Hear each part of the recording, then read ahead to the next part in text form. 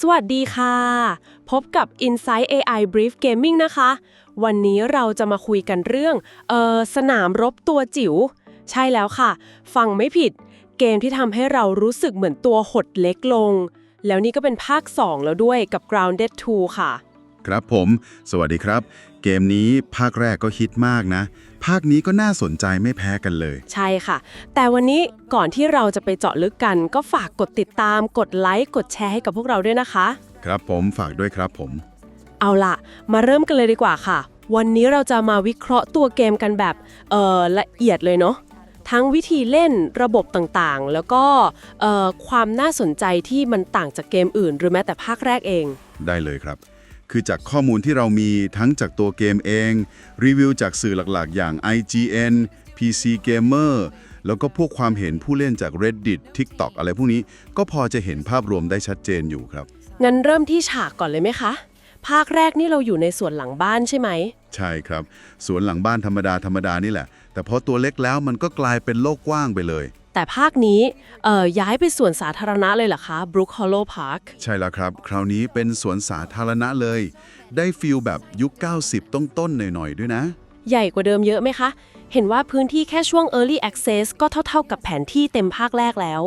ข้อมูลประมาณนั้นเลยครับแล้วแผนจริงๆคือจะใหญ่กว่าเดิมประมาณ3เท่าเลยนะในเวอร์ชั่นเต็มโหกว้างมากครับในส่วนนี้ก็จะมีจุดน่าสนใจใหม่ๆเพียบเลยอย่างแบบรถเข็นไอศครีมคว่ำกลายเป็นโซนน้ำแข็งไปเลยหรือแบบผังขยะที่สูงเหมือนตึกระฟ้าอะไรแบบนั้นฟังดูมีอะไรให้สำรวจเยอะเลยนะคะแล้วเนื้อเรื่องล่ะคะต่อจากเดิมเลยไหมต่อเนื่องเลยครับกลุ่มวัยรุ่นกลุ่มเดิมนี่แหละ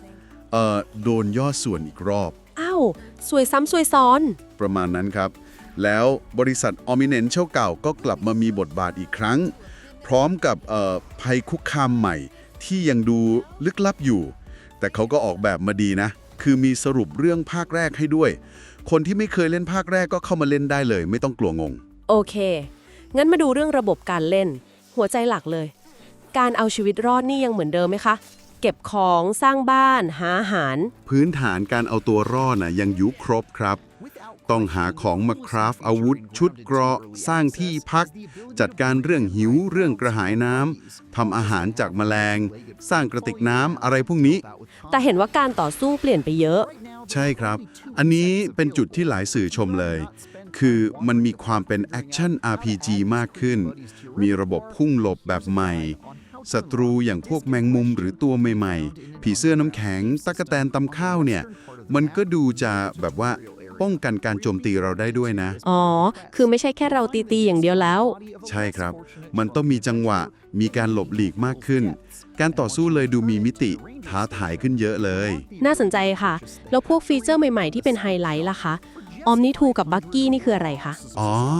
ออมนิทูก่อนเลยอันนี้คือดีมากมันเป็นเครื่องมืออเนกประสงค์ครับรวมขวานพลั่วค้อนประแจไว้ในอันเดียวเลยโหไม่ต้องพกหลายอันแล้วสิใช่ครับทำให้การเก็บของมันลื่นไหลขึ้นเยอะไม่ต้องมานั่งสลับเครื่องมือไปมาให้วุ่นวายแถมยังอัปเกรดได้ด้วยนะใช้ raw science points ที่ได้จากการสแกนของหรือทำภารกิจสะดวกขึ้นมากเลยนะคะเนี่ยแล้วบักกี้ล่ะคะอันนี้คือขี่แมลงได้ใช่เลยครับอันนี้ถือเป็นเกมเชนเจอร์ของภาคนี้เลยนะคือเราสามารถจับแมลงบางชนิดอย่างมดแดงทหารหรือแมงมุมใยกลมในช่วง Early Access เนี่ยมาฝึกให้เชื่องแล้วใช้เป็นพาหนะได้โหขี่มดขี่แมงมุมแล้วมันช่วยอะไรบ้างคะนอกจากเดินทางเร็วขึ้นหลักๆก็เดินทางเร็วนั่นแหละครับ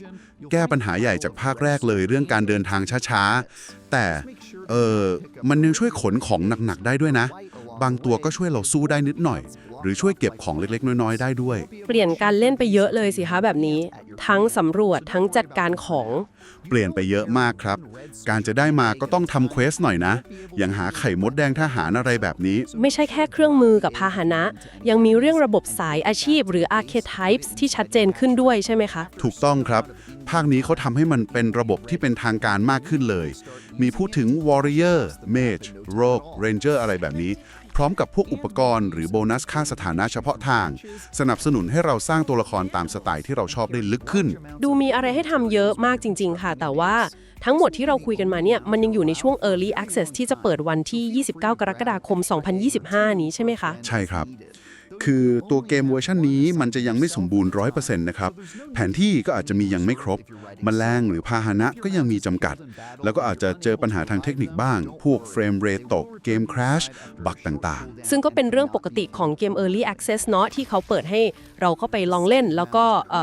รับฟังความคิดเห็นไปปรับปรุง ใช่ครับเป้าหมายหลักคือการเก็บฟีดแบ็กจากผู้เล่นเนี่ยแหละครับเอาไปพัฒนาต่อก่อนเปิดตัวเต็มซึ่งอาจจะใช้เวลาเป็นปีเหมือนที่เคยทำกับภาพแรกเลยถึงจะยังไม่เสร็จสมบูรณ์แต่เสียงตอบรับเบื้องต้นจากสื่อหรือพวกสตรีมเมอร์ผู้เล่นอื่นๆที่ได้ลองเนี่ยค่อนข้างดีเลยนะคะดีมากครับส่วนใหญ่ชมกันเยอะโดยเฉพาะเรื่องการปรับปรุงคุณภาพชีวิตต่างๆที่ทำให้เล่นง่ายขึ้นโลกที่ใหญ่แล้วก็น่าสำรวจกว่าเดิมระบบบักกี้นี่คือคนชอบมากแล้วก็กลไก RPG ที่ลึกขึ้นเนื้อเรื่องกับมุกตลกก็ยังโอเคอยู่มีข้อติบ้างไหมคะก็มีบ้างครับหลักๆก็เรื่องประสิทธิภาพที่ยังต้องปรับปรุงอีกเยอะระบบสร้างฐานที่บางคนรู้สึกว่ายังคล้ายๆเดิมไปหน่อยแล้วก็ศัตรูที่ช่วงแรกๆอาจจะยังเจอตัวซ้ำๆจากภาคแรกอยู่บ้างก็ต้องรอตัวเต็มกันต่อไปแต่โดยรวมก็คือเป็นภาคต่อที่น่าสนใจมากใช่ครับสรุปง่ายๆคือ Grounded 2 เนี่ยมันต่อยอดไอเดียเจ๋งๆจากภาคแรกด้วยโลกที่ใหญ่ขึ้นเยอะมีระบบใหม่สำคัญอย่าง Omni 2 กับ Buggy ที่เปลี่ยนการเล่นไปเลยแล้วก็มีองค์ประกอบ RPG ที่ลึกขึ้นด้วยถึงแม้จะยังอยู่ในช่วง Early Access ที่ต้องรอการขัดเกลาอีกพอสมควรแล้วทำไมคนถึงควรสนใจเกมนี้ล่ะคะนอกจากแฟนภาคแรกแล้วผมว่ามันมอบประสบการณ์เอาชีวิตรอดที่ไม่เหมือนใครดีนะคือมันผสมทั้งความท้าทายการสำรวจโลกกว้างการสร้างของแล้วก็ความสนุกเวลาเล่นกับเพื่อนๆด้วยกันในมุมมองตัวจิ๋วแบบ Honey I Shrunk the Kids ที่มันมีเสน่ห์มากๆเหมาะกับทั้งแฟนเกมแนวนี้คนที่ชอบเล่นโคออฟหรือใครก็ตามที่อยากเห็นความมหัศจรรย์ในสวนสาธารณะธรรมดานี่แหละครับค่ะและคำถามทิ้งท้ายที่น่าคิดนะคะนอกจากเรื่องเอาตัวรอดในแต่ละวันแล้วเนี่ยการที่บริษัท Ominent ยังคงสนใจเทคโนโลยีนี้อยู่แล้วก็มีการพูดถึงเงาที่คอยติดตามในเนื้อเรื่องเนี่ยมันอาจจะซ่อนความลับอะไรที่ลึกซึ้งกว่านั้นเกี่ยวกับผู้ที่อยู่เบื้องหลังเหตุการณ์ทั้งหมดนี้ก็ได้เงานั้นคืออะไรกันแน่นะนั่นสิครับน่าคิดตามต่อมากๆเอาละค่ะวันนี้ก็คงจะประมาณนี้นะคะสำหรับการเจาะลึก Grounded 2ครับผมข้อมูลแน่นเลยทีเดียวสุดท้ายนี้ก็ฝากกดติดตามกดไลค์กดแชร์เพื่อเป็นกำลังใจให้กับทีมงาน Inside AI Brief Gaming ด้วยนะคะขอบคุณค่ะขอบคุณครับ And we're rolling. Take 52. This is Sloan Beaumont speaking. Yes, from the commercials. Ominent spokesperson, chief strategy officer, and you know what, I'm just gonna say it. Friend. Listen, I was given the chance to run a massive clandestine research project out of the local park. And the work that we are doing is, how do I say this without saying it? It's scary. I shouldn't say it's scary. Our team is doing it new Ominent style, baby. So, no leaks. No teams. Just calm, cool science.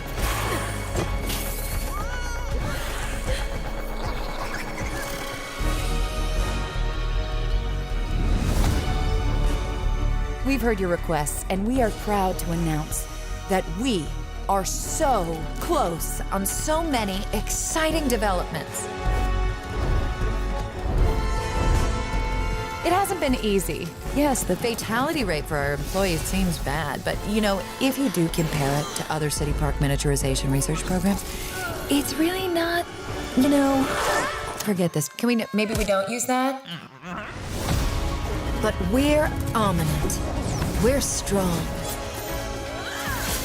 We're normal. It's going to be amazing. Okay, when you see where this whole thing is headed, you are gonna smile and shake your head and think, I can't believe she did it. Or we did it. You'll be so proud to have been there from the beginning. You might even, you know, feel something.